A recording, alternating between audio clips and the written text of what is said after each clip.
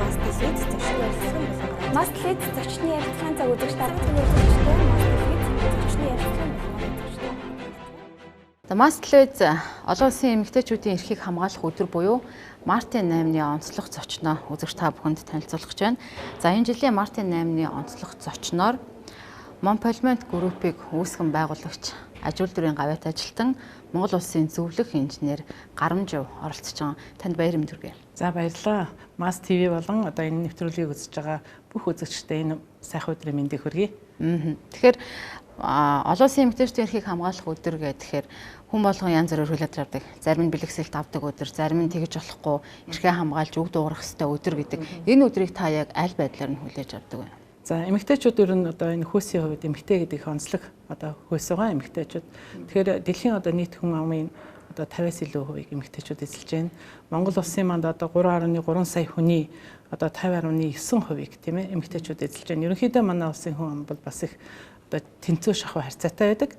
За тэгээд Монголын эмэгтэйчүүдийн хувьд бол бас их ажил хөдөлмөрч ийм эмэгтэйчүүд байгаа. Сүүлийн үеийн одоо энэ дэлхийн дахны болоод Монголын эмэгтэйчүүдийн судалгаанаас харахад бол одоо жишээлбэл 2000 онд дэлхийн топ 500 компани удирдлага зөвхөн 1% нь л эмэгтэйчүүд байсан. Зөвхөн 1%. 2000 онд. Гэтэл өнөөдөр 2022 онд одоо энэ топ 500 компани 6% удирдагч нар нь эмэгтэйчүүд болсон байна. За тэгээд Испани, энэтхэг бусад улс орнуудад одоо эмэгтэйчүүд сангийн сайд хийж байна, ерөнхий сайд хийж байна, тийм ээ. Ингээд эмэгтэйчүүдийн улс төрийн болоод нийгэмд эзэцэх байр суурь одоо сүүлийн жилүүд маш идэвхтэй хурдан сэргэж байна л да. За манай Монгол улсын хувьд бол одоо нийгэм эдийн засгийн шилжилтийн одоо 30 жил үргэлжилж байгаа. Миний бодлоор бол их харьцангуй энэ шилжилт их удаан үргэлжилж байгаа шиг харагдаж байгаа. За энэ үед бол бас энэ одоо ачааны хүндийн талын нэмэгтэйчүүд бол бас өөрлөсөж өнөөдрийг одоо хүртэл ингэж одоо ажил хөдөлмөр одоо сургуулийн босрлын системийн эмнэлгийн одоо үйлчилгээний салбарын одоо 50-аас дээш хувийг эмэгтэйчүүд эзэлдэг. Сүүлийн үед бол одоо улс төр бизнесийн салбарт эмэгтэйчүүд маань нэлийн одоо гарч ирж одоо өөрсдийнхөө одоо ухаан хөдөлмөрөөр гарч ирж удирдлагад оролцож байгаа. Жишээлбэл одоо манай улсад 90 гаруй мянган компани яг өнөөдөр идэвхтэй үйл ажиллагаа явуулж байгаа. 90 гаруй мянган компани одоо тайлан балансаа өгдөг. Тэдний одоо 37% буюу 40% нь эмэгтэй удирдагч нартай, эмэгтэй одоо удирдлагатай болсон байна. Энэ бол бас их том ахиц өгөө том ахиц байгаа. Тэгэхээр энэ нийгмийн хөгжлийн одоо нэлээд юм түлхүү идэвхтэй хөгжил нь одоо эмэгтэйчүүдээр бас ингээд удирдуулж байна гэдэг бол бас шинэ ахиц эмэгтэйчүүдийн хувьд шинэ мэдээлэлтэй. Тэгээ ингээд хараад хахад одоо эмэгтэйчүүд одоо нийгмийн бүх одоо салбарт тийм ээ одоо үйлчилгээний салбар за тэгээд ялангуяа бизнес энэ салбар бүтээн байгуулалтын салбарт бас эмэгтэйчүүд ихээр гарч ирж байна. Шинэ одоо шинэлэг одоо жижиг дунд үйлдвэрүүд одоо шинэ нэрийн бүтээгдэхүүн үйлдвэрлэл дээр эмэгтэйчүүд манлайлж явж байна. Энэ бол айгүй бахархууштай тийм сайхан зүйл. Сүүлийн одоо эмэгтэйчүүд их томрон одоо дэлхийн соёлыг эх орондоо түгэж одоо энэ тал дээр асар их зүйл хийж байгаа нь ажиглагдж байна. За нэг хэсэг манай одоо иргэд бас гадаад их явцгаас нь л да одоо оюутан залуучууд гадаад их сурсан. Тэгээд тэд нар бол баярлууштай эх орондоо ирж сурсан мэдснээ тэр хөгжингүй орнуудад сурсан мэдснээ одоо ажилч хөдөлмөрж олд авсан туршлагаа ялангуяа Солонгос ажиллаж байсан залуус барилгын салбарт амжилттай байна. Одоо барууны оронд сурсан залуучууд соёл урлаг дээр амжилттай байна гэгчлэн за бусад одоо Америкт сурсан залуучууд эдийн засаг одоо нийгмийн боловсролоор их өндөр байна гэгчлэн ийм чиглэлийнхээ үйл ажиллагаануудыг бас их нэвтрүүлж байгаа нь бахархууштай харагдаж байна. Тэгээ их одоо онцгой сайхан тийм топ бэлтгэлүүдийг эмэгтэйчүүд маань тавьж байна. Энийг сонсоход их одоо нүд сэргмээр тарих баярламар тийм их сайхан одоо оюунлаг бүсгүүчүүд их төрж байна. Одоо эмэгтэйчүүд гэлтгүү залуучуудын маань одоо нийгмийн хариуцлага их сайн болсон байна. Таныг яг анх одоо энэ аж үйлдвэрийн салбар, бизнесийн салбар руу орж явахад нийгэмдэх эмэгтэйчүүдийн оролцоо хэр байв? Яг өнөөдөртэй харьцуулахад шүү дээ.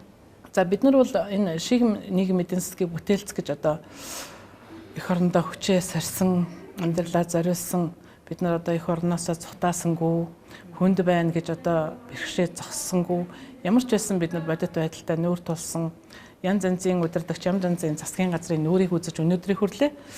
Тэгээд одоо болохгүйгээсээ болгохын төлөө ингээд бид нар бас бусдын адил мөр зүтгэж ингэж одоо ирсэн хөгжих гэж дэвших гэж амьдрах гэж бас явсан шүү дээ бид нар тийм ээ одоо одоох шиг одоо бид нар бизнесийн одоо шинэ төлсөл юу вэ төлөвлөгөө юу вэ гэж бодож байсангүй. Эхний үед бол бид нар ерөөсөө л амьдралын төлөө энэ одоо нутаг усан дээр яаж гэр орноо босох уу, яаж үр хүүхдээ ингээд эрүүлэн хөсөх үү, яаж бид нар нэг одоо дэлгүүрийнхээ лангааг бүтэн байлгах уу энэ зорилгоор эхэлж байсан хүмүүс. Тэгэхээр тэндээс эхлээд одоо тэгэл бүх одоо хоосон гинж хоос үйдэн туулаад за тэгэл аажмаар багсаа мөнгөн хоримтлалтай аж болоод эргэлтийн хайгуул судалгааныхаа ажлыг зээл авч хийдэг чаддаг болоод тэгээ хүн бас өөртөө их итгэлтэй байх хэрэгтэй л дээ. Юу мэдж гэн, юу чадж гэн, чи ямар мэдлэг эзэнсэн байна. Тэр бол чиний итгэл. Одоо чи одоо чадвартай, мэдлэгтэй жишээлбэл чи ямар нэгэн машиныг маш сайн эвлүүлж чаддаг бол одоо чи тэрний мэдлэг туршлага чи тэндээ итгэж болно. Ягаад гэвэл чи түүгээрээ амьдарч болно гэсэн үг тийм ээ. А тэрэнд бол хүний хамгийн чухал юм чиний одоо мэрэгжил мэдлэг хамгийн хэрэг болт юм байлээ. Сүүлийн үед одоо нөгөө эмэгтэйчүүд за ингээд бизнес эхлүүлж байгаа, стартап эхлүүлж байгаа эмэгтэйчдийг харахад гэртээ хүүхдээ хараа сууж байхдаа ч эхлүүллээ, санаачлалаа гэдэг ийм эмэгтэйчүүд байна. Подолоос эхэлж байна, өрөөнөөс эхэлж байна. Тэр эмэгтэйчүүдэд хандаж та одоо яг юу гэж зөвлөмөр вэ? Ямар урам зориг өгмөр вэ? За тийм эмэгтэйчүүд олон байна. Миний мэддэг ч охтууд байна. За жишээлбэл миний нэг мэддэг 4 хүүхэдтэй нэг эмэгтэй байгаа л да. Одоо жингээ хасан ирүүлж игээд гоё юм лайф хийгээд байдаг. Одоо тунгалаг илүү тэр нэг эмэгтэй байдаг. Би зүгээр дэмждэг тэр охиныг. Тэрний 4-р хүүхэд нь жоохон юм бэрхшээлтэй байсан. Тийм учраас 10 хүүхэдтэй хараад гэрээрээ ажилдаг. Одоо олон цагаар орхиж авч болтгоо. Тэгтэл тэр хүн одоо нөгөө эмэгтэй хүн чинь төрхөөрөө жин нэмдэг штэ. Тэгэхээр жин нэмсэн учраас жингээ яаж нэгдүгээр тасаж ирүүлчих үү? Хоёрдугаар хүүхдээ яаж ирүүл ингээд ээж холдохгүй яаж хооллох уу гэдэг бодож жагаад тэр ирүүл хоолны одоо бизнесийг эрхлээс орсон байна. Тэгээд хөөхөн юм борлуулдаг цэгтэй тэгээд тэндээ янз янзын зүйл одоо бодож боловсруулж тэгээд сүүлдээ бүр өөрийнхөө тэр одоо бүтээгдэхүүнийг тарьдаг болсон. Тэ одоо кэл гэдэг ургамлыг Монгол тарьдаг болсон байна. За Монгол улсынхаа тэр сайхан давснуудыг янз янзаар боловсруулдаг болсон байна. Усанд ордог давсыг тусна. Одоо бид нар жанц давсыг чи одоо жанц давслаг гэж боддог шүү дээ. Тэгтэл 2-3 янз байна. Тэр бол дотор жанц давсыг одоо нэлээд сайн цэвэршүүлж хүнсэнд хэрэлдэг юм байна шүү дээ. Бүр нунтаглаад тэгээд тэр экспортод гаргадаг. Тэгтэл усанд ордог давс гэдэг ингээд 2 кг-с 5 кг-ийн савлгаатай давсыг ийм нарийн хүнс бол ернэ. Тэгээд тэр технологиг тэр эмэгтэй олж аваад ингээд тэр одоо заавар аргачлуудаа гэрээрээ боловсруулад жижигхэн хөөрхөн хүнсний цех хийгээд ингээд хүүхдээж гэртээ хоолундын тасрахгүй хийж өгөөд хүүхдээ харангаа нөгөө бизнесээ удирдах явуулж байгаа. Одоо энэ стартапуудын нэг одоо хөөрхөн жишээ те. Тэгээ ингээд маш сэтгэл хангалуун тэрэндээ аз жаргалтай. Гэвч одоо мэдээж өрг бэрхшээлүүд байгаа шүү дээ. Одоо ингээд байрны бэрхшээл, сайхан нэг гадаа шумаа тасалчлаа гэж зорх. Ийм бэрхшээл бол эмэгтэйчүүдэд зөндөө. Энэ бол ахын одоо гарч байгаа бэрхшээлүүд ер нь бага бэрхшээл гэж бодох хэрэгтэй. Тэр цахилгаан, ус, тог, байр энэ бол бага бэрхшээл. Гэтэл бас хууль эрх зүйн орчны дарамт байна шүү дээ бизнесүүд дээр, стартапууд дээр байна тийм ээ. Ялангуяа одоо үйлдвэрүүд дээр, жижиг дунд үйлдвэрүүд дээр, хүнд үйлдвэрүүд дээр Монгол улсад одоо хүнд үйлдвэрийн одоо хууль эрх зүйн орчныг тогтмол мөрдүүлж чадахгүй, хууль байгаад ч хэрэгждэггүй юм бас учир шалтгаан байна. Тийм одоо засгийн газрын зүгээс хэрэгжүүлэхгүй байгаа дарамтууд одоо төрийн ажилтнуудын дарамтууд, хууль эрх зүйн орчны уялдаагүй болгоо дарамтууд л эмэгтэйчүүдэд хамгийн хүнд байдаг гэж би хардаг тий. Сая ингээл ковидын 2 жилд үндэсний үйлдвэрлэгчтэй нэг хил хаагдах үед үндэсний үйлдвэрлэгчтэй манайхын үгүйсгэлээ л дээ. Яагаад дотоодынхаа хэрэгцээг хангаж чадахгүй, яагаад хөгжихгүй байна гэж таарч байна. Тий. За ерөнхийдөө энэ саяын хил хаалтыг би бол зөв гэж харсан. Энэ үед бид нар ингээд юм ойлгох хэвээр, ухамсарлах хэвээр нарийн ногоо дутлаа гэдэг пьесээр бичээд байсан. Би тэрийг бол ердөө ч одоо энэ дутагдж байгаа юм биш. Бид нар тэртээ тэрнгүү нарийн ногооноор авах витаминуудаа бусад одоо бясалганасаа сүүнээсээ одоо бид нар луунгасаа авч чадна. Хөсвөл хүрэн манжингаасаа ч гэсэн Орос манай хоёрт байдаг хамгийн их одоо витамин чи хүрэн манжин биш. Тэгэхээр энэ юунд байна гэхээр нэгдүгээр магадгүй би бодож байгаа хардж байгаа.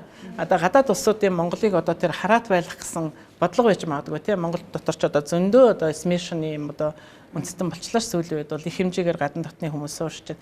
Тэдний бас бизнес байж магадгүй тийм ээ одоо нарийн ногоогоор дандаа хангаж явах гэсэн монголчуудыг бид нар өөрсдөө одоо бүх зүйлээ дотроос нарийн ногоогоо төмсөө луунгаа байцаагаа бүрэн хангаж чадах боломж байна.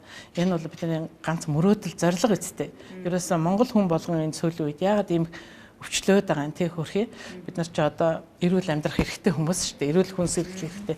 Тэгээ энэ дээр бол одоо төр засгийн газар бол бодлогоор маш сайн дэмжиж өгөх хэрэгтэй гэж би хардаг. Ногоочд бол одоо энэ ногооны одоо бизнес эрхлэгдэх хүмүүс сүүлийн үед их олширч байна. Ногоо тарихад тааламжтай бүс нутгууд манай улс оронд байна тийм ээ, хангалттай байна. Энэ 3 сая хүнээ хангачаар тэгэхээр наазахын хүнс, тариа, будаа тэгээд дээр нь бид нар махшилтай юм улсууд юм чинь энэ дотоодын хүнсээрээ бол хангах боломж 100% харагдаад байна. Тэгээ энийг бол зөв бодлогоор дэмжиж тэр логистик одоо тээвэрлэлтийн нөхцөлийг сайн хангаж өгөө, төрөөс дэмжиж одоо хадгалах тийм ээ, зойр савыг одоо хийгээд өгөл дөө. Уг нь бол сайн засгийн газрууд бол одоо замын тавиад, тогийн татаад тийм ээ. Зойрыг хийгээд ингээд за чи минь бизнесээ хийгээд ингээд иргэдэд дэмждэг байхгүй юу.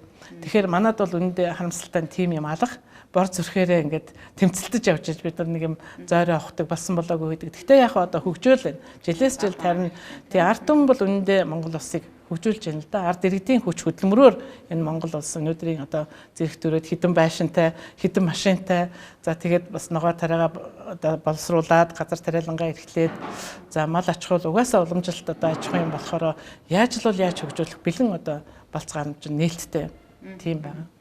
Одоо бизнес бүтээн байгуулалтын тулд маш их зээл хэрэгтэй гэж ярьж байна. Та бас авчсан өчнөө зээл авч ирсэн. За бүтээн байгуулалт хийсэн гэж ярьж байна. Гэтэл сүүлийн үед бас хөгжлийн банкны асуудал сөхөгдөөд бас таны нэр дурддагдах боллоо шүү дээ. Та энэ дээр бас тайлбарыг тий. За тийм. Яг хөгжлийн банк бол одоо бүтээн байгуулалтын явцад юм уу одоо бизнес хөгжлийн явцад гарч байгаа нэг том бэрхшээл тийм ээ. За энэ зээл аавна гэдэг бол санхүүгийн нэг л харилцаа. Угаасаа бүх улс оронд ямар нэгэн бүтээн байгуулалт томоохон үйл явдалд бол санхүүжилт хөрөнгө оруулалт босгож иж тэр одоо бүтээн байгуулалтаа хийдэг шүү дээ. Энийн нэгэн адилаар л одоо Монпалмитийн Монцмын төсөл хөгжлийн банкнд хандаж зээл авсан байгаа. За зүгээр зээл авах боломж бол бас хүн болгонд нээлттэй шүү дээ. А зүгээр мэдээлэлд ойр байсан уу гэвэл хүн ямар зорилго чиглэлтэй байгаа нь тэрийг өөрөө их л тодорхойлцоод одоо тэр тийм хэмжээний зээл авах төсөл мөн үү чинийх те. Даад давшгүй авах хэрэгтэй юу? А эсвэл одоо чиний төсөл чинь яг энэ тохирох уу? Тэрээ тооцоолсон маш нарийн тооцоо судалгаатаагаар зээлийг авч явах хэрэгтэй гэж бодож байгаа. Бид нар бол тэр хөгжлийн банкны зээлийг тооцоо судалгаа маш нарийн хийж авсан. Харин одоо давагдшгүй эрсдэл одоо Монгол улсын хэмжээгээр одоо мөнгөний бодлогыг доктортой ойлгох Монгол банкны үйл ажиллагаа дефолтонд орно ч гэдэг юм уу. А эсвэл одоо энэ 2 жил одоо ийм аимшигтай цар тахал гарна гэдгийг үнэндээ одоо тэр Монцмент төсөл тооцоолоогүй. А тэгвэл Монцментийнхэн бол 14 онд одоо 65 сая доллартай тэнцэх 120 тэрбум төгрөгийг аваад 15 оноос эхлээд төлсөн байдаг. 15 оноос эхэл төлөөд 19 он хүртэл 18 тэрбумыг төлцөө. Одоо баг ихэнхийн төлцөө. А тэгтэл дахиад 100 гаруй тэрбумын одоо өөр нэхэгдэж шүү дээ. Энэ юу юм гэхээр тэр Монгол банкны одоо мөнгөний бодлогыг тогтвортой барьж чадаагүйгээс үүссэн. Өөрөөр хэлбэл одоо төрийн институцийн зүгээс одоо зохиомлоор баг үүсгэсэн ийм алдагдлаас үүссэн хохирол аж ахуйн нэгжүүдээр ирээд байгаа. Тэгэхээр тэр бол баримттай судалгаатайгаа байж байгаа л да. Тэгэхээр бизнес хийх явцад дандаа чамаас болсон алдагдал үүсдэггүй. А чи нэгэнд одоо нэг улс оронд амьдарч шүү дээ. Монгол улс оронд амьдарч байна. Монгол улс оронд чинь бий болж байгаа дайн, дажин, давагдшгүй хүчин зүйлс, засгийн газрын үйл ажиллагааны буруутай, буруугүй үйл, Монгол банкны тухайн тохиолдолд бол би бол шууд Монгол банктай одоо энэ охирлыг тооцох хэрэгтэй гэж үзэж байгаа байхгүй юу? Ус банкаа бол дефолтод ортол нь тийм одоо уламжилт тус санхүүгийн үйл ажиллагааны урмаас одоо маш их олон тэрбум долларын алдагдлалд оруулсан, долларгүй болсон. Долларын ханш 80.1%-аас өнөөдөр 101%-аар өсчөөд байна, тийм ээ. А төгрөгийн ханш тэгдлээ унчаад байна. Тэгтэл тийм өндөр алдагдлыг бол ямар ч бизнесийн техник эдийн засгийн тооцоолж чаддаггүй. Үнэхээр тооцоолох арга байхгүй.